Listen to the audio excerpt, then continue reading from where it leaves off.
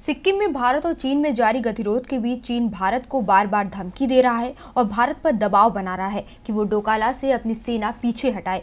लेकिन इस मुद्दे पर आज विदेश मंत्री सुषमा स्वराज ने राज्यसभा में चीन को दो टूक जवाब दिया है। उन्होंने कहा कि चीन चाहे जो कुछ भी कहे, लेकिन भारत अपनी बात पर अडिग है और देश इस पर हमारे साथ है। चीन के साथ जारी टकराव पर विदेश मंत्री सुषमा स्वराज ने राज्यसभा में विस्तृत जानकारी देते हुए बताया कि आखिर किन परिस्थितियों में भारत को चीन के खिलाफ कड़ा रुख अपनाना पड़ा।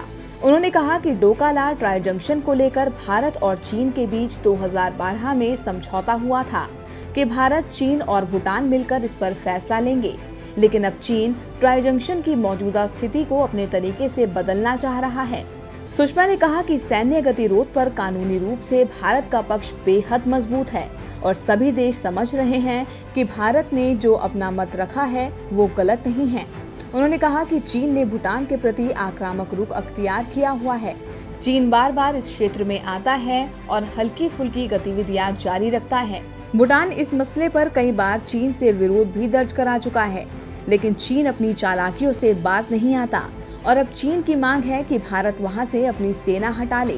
इस पर सुषमा स्वराज ने कहा कि भारत चीन से कह चुका है कि इस मुद्दे पर बातचीत हो और दोनों देश अपनी सेनाएं हटाएं, लेकिन चीन गतिरोध खत्म करने को तैयार नहीं। वहीं चीन की वन बेल्ट वन रोड नीति पर भी विदेश मंत्री ने जवाब दिया है। उन्होंने कहा कि हमें जैसे ही पता चला कि वन बेल्ट वन रोड परियोजना में चीन पाक आर्थिक कॉरिडोर को डाला जा रहा है, भारत ने पूरी कड़ाई के साथ इसका विरोध किया था।